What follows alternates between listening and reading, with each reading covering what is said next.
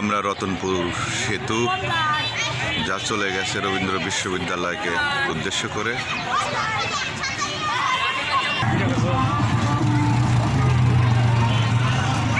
এত মানুষের ভিড় যে ব্রিজের কোনো চিহ্নই নাই, শুধু মানুষ আর মানুষ। কই ব্রিজের যে রেলিং সে কই?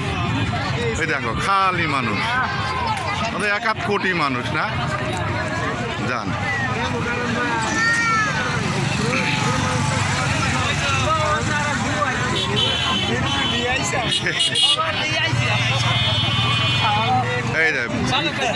এইসব ময়মুরব্বী ব্রিজে এসে পড়ে গেছে।